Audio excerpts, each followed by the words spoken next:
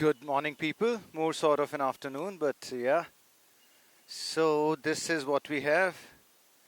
The trip that I was saying, I finally was able to do it. Foot did hold up quite nicely. As you can see, all covered in mud, dust. Bike as well. From front to back, this is going to take some effort washing. But this is what you get. So, mini adventure bike on a mini adventure. I hope you can see the tire thread still holding up. And this is how I had packed for the trip. Nothing overt. It does look like I'm carrying a lot, but I'm not. These are quite light. This is the only heavy one which has some bike parts, some tools. This was used to carry rain gear, trail pack. The one on the other side was used to carry extra fuel, 3 liters. This contains insulation for the riding pants, this for the jacket and some clothes. And the tank bag, just some necessary equipment, wallet, chargers and electrical equipment. Let's get going. So I'm about 200 kilometers, no, not 200, 100, yeah. So about 100 kilometers from my place. This is GT Karnal Road that goes from Delhi to Chandigarh and Himachal and all those, and then heading back towards Delhi now. And it's already hot. Yeah, just coming from 0 degree to where it was almost starting to snow at Kunzam Pass. So where did I go? Well, Lahore, Spiti, Kaza, Chandra Tal. Maybe you have heard of these places. If not, please Google these up. Quite spectacular actually. I have recorded some videos. I'll post them eventually. As for the bike, I left at around 7,000 kilometers after doing the service. So I have the recording for that as well. We'll post them soon. And the bike is at 8,800. So yeah, it's almost 1,800 kilometers and still have 100 kilometers to go. Almost 1,900 kilometers round trip over a period of 6 days, out of which I would say almost 1,000 to 1,200 was tarmac like this, highway riding, and including the mountain.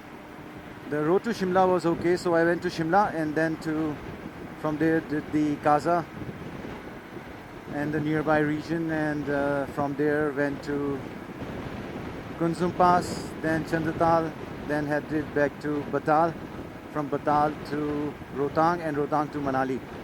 And from Manali again going back, almost 700 of which was off-road. 100 to 200 was where no roads have never been laid. The rest was broken roads, kind of, yeah. So that was what I was up to. Now back on the highway, barely 2.5 hours to home. Just had the breakfast at the place where the bike was parked. And what about the bike? I came back quite impressed.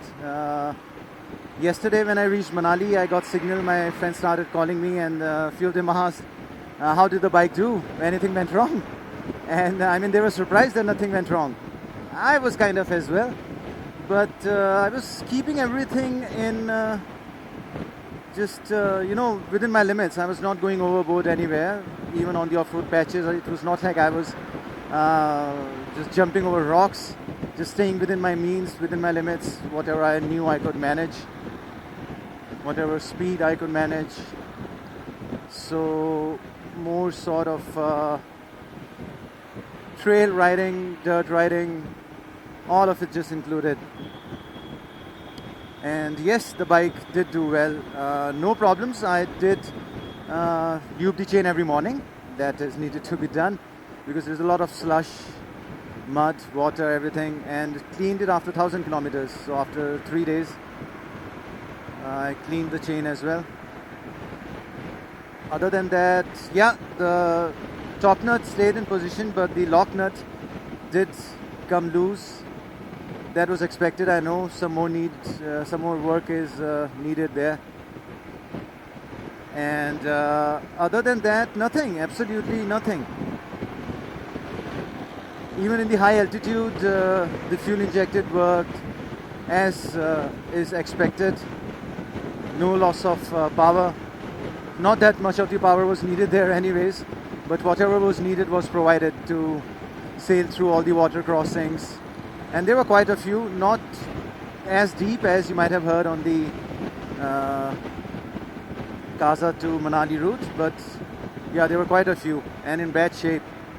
That was the area where roads have never been laid, so all rocks, mud, slush, river crossings, you name it. And it impressed me at every turn, even though the rear thread is almost giving up, tire needs changing, but I knew it will hold up. It was giving decent grip.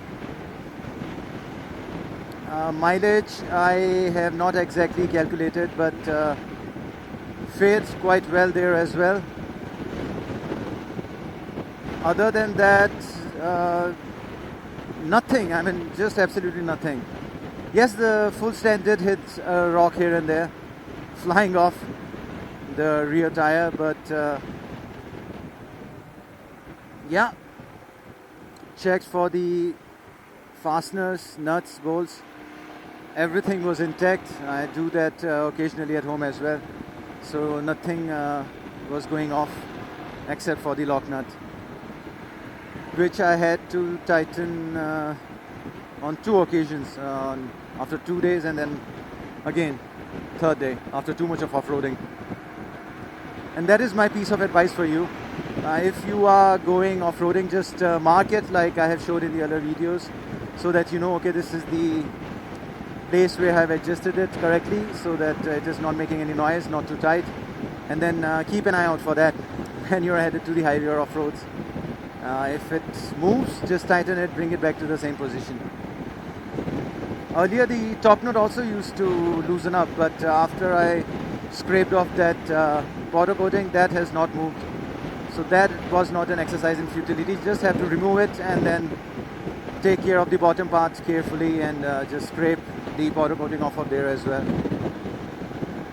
So yeah, that was quite a few days in heaven. Nothing like it, nothing. Did encounter snowfall at Kunzam Pass. When I got there, it was snowing. My entire jacket was covered in snowfall. The people who were already there noticed it and started just rubbing it off, and I was like, oh, okay, so this has also happened. Quite a ride it was. Didn't stay there for long. From there went to Kunzam Pass, Chandra Tal. Again, a beautiful, beautiful lake. I have a video of that as well. And a day before that, I did the Hikkim Langza route that goes from Kaza. And Key Monastery and Chicham Bridge, yeah, all of those. I'll be posting a video on that shortly. So even on the highway, bike is doing quite well. I mean, you can accelerate. It just picks up and goes. Doing 100 without any discomfort. Not that the traffic would allow me to stretch it beyond that, but yeah. So that was it, chaps. See you soon. Thanks for watching. Ciao. Bye.